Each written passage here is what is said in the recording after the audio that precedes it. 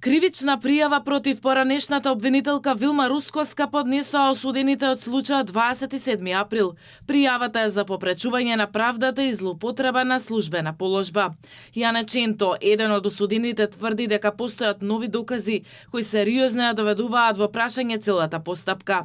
Обвинувањата се сериозни, се користеле незаконски докази, имало притисоци врз сведоци и се носеле пресуди врз основа на, како што тврди Ченто, монтирана постапка.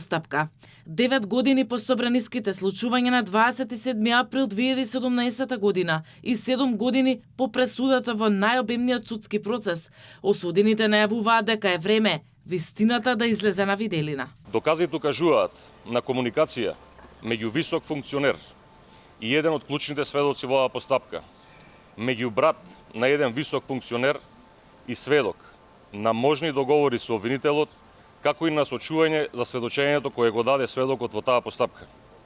Сведокот, со изјава заверена кај нотар, изјавува дека неговиот претходен исказ, даден во постапката, бил невистинит и дека истиот му било ветено дека ќе му се помогне во други кривични постапки доколку даде таков исказ. После одбивањето од кривичниот и од апелациониот суд, еве сега има можност во овој контекст, оваа кривична пријава против поранешната обвинителка, да материјалните докази кои што беа одбиени од судот сега мора да влезат во правна процедура и понатаму навистина очекуваме институциите да си ја завршат работата.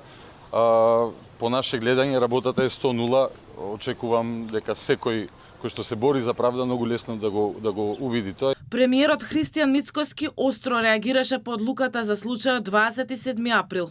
Според него тоа не било правда, туку чиста политика. Тој тврди дека целиот процес бил наместен од претходната власт, а дел од обвинетите неправедно биле прогласени за терористи.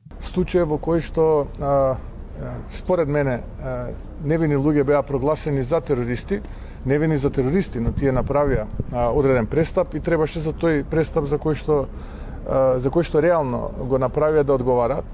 Но за жал тие одговара за тероризам, нешто што навистина беше невидено во тој момент. Што се однесува до другите информации од тој период, самите и обвинители, суди сведочат за фингирани процеси, за уценети и обвинители и суди, за политички наредби, како да се суди, зошто да се суди. Мицкоски порача дека државата нема да може да напредува без расчистување на, како што ги нарече, двата клучни случаи, улогата и постапувањето на поранешната специјална обвинителка Катица Јанева и околностите околу настаните од 27 април. Инаку за овој немил настан во собранието, 16 луѓе беа осудени, кои според пресудата сите обвинети вкупно добија 211 години затвор. На обвинителна клупа седеа 33, но со законот за амнестија 15 од нив беа ослободени од обвинението.